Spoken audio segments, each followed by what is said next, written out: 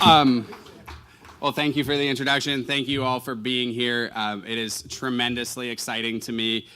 From that snippet from my bio, I bet you guys can all guess that I am a grower.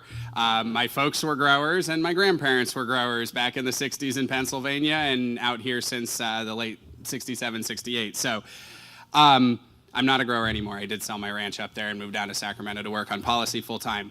So what I'm going to do quickly before diving into the policy conversation is just to provide a bit of insight to folks in the room about what you already have here in your community.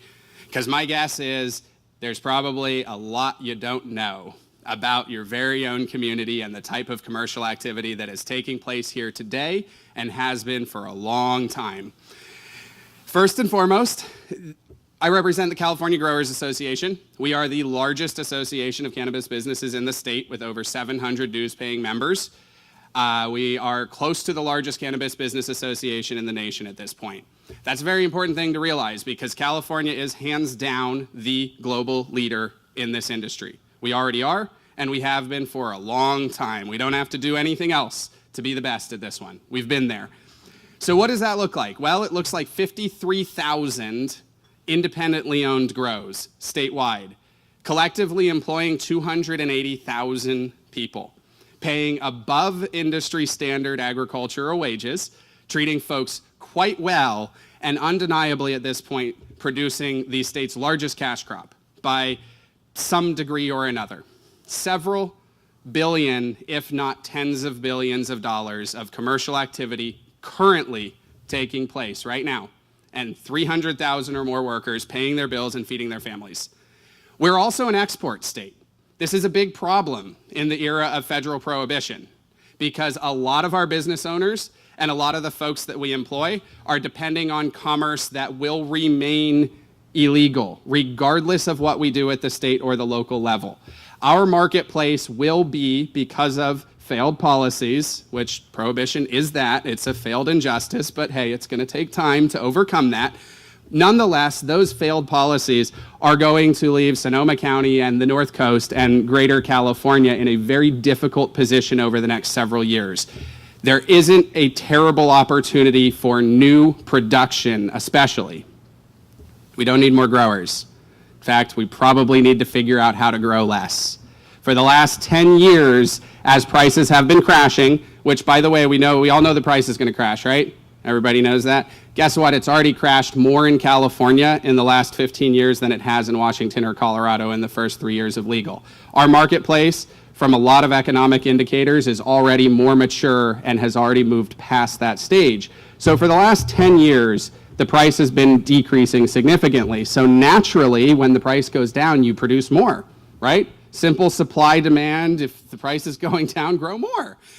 Not necessarily, but that has been the coping strategy that our industry has been employing over the last several years. Unfortunately, a shadowy economy and a marketplace without a level of transparency has led to some pretty irresponsible business decisions. So, let's talk about where we are from a policy perspective. First and foremost, there is a lot going on.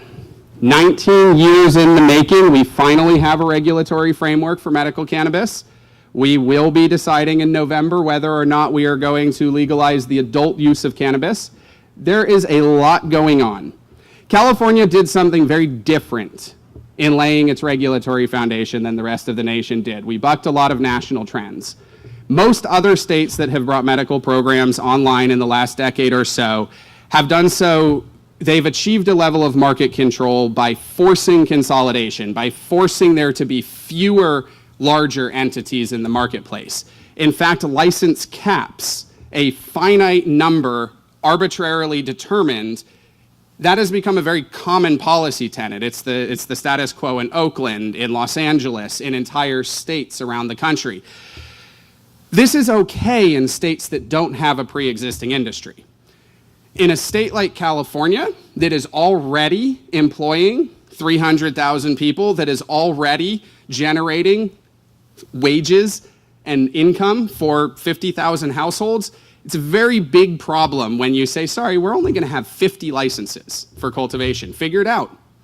And this isn't far-fetched. In 2014, when I sold my ranch and moved to Sacramento, this is exactly what we were facing.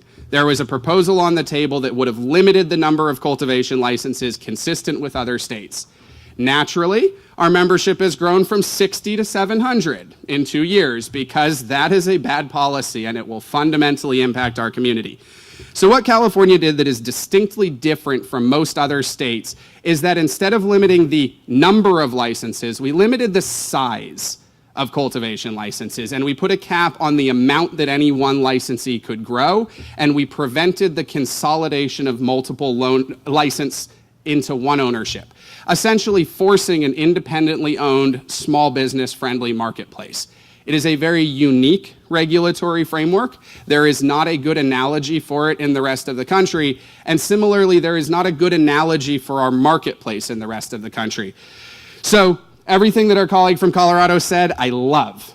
Celebrate this. We are job creators.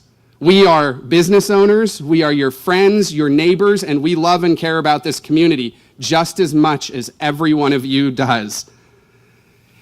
But we also have a very unique opportunity on our hands. We have a multi-billion-dollar industry that is entirely in the hands of locally owned, independently owned small businesses.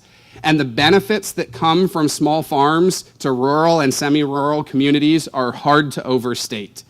And so while we can't undo 70 years of consolidation in agricultural finance and consolidation of ownership in the rest of the agricultural industries, we don't have to undo that in cannabis. We get to start with small farms first.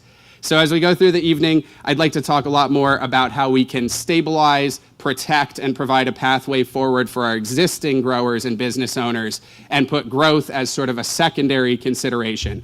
In closing, I'll just say that this has surfaced as a real theme within the policy dialogue in California. There are 2 leading industry associations, and we are very open with one another.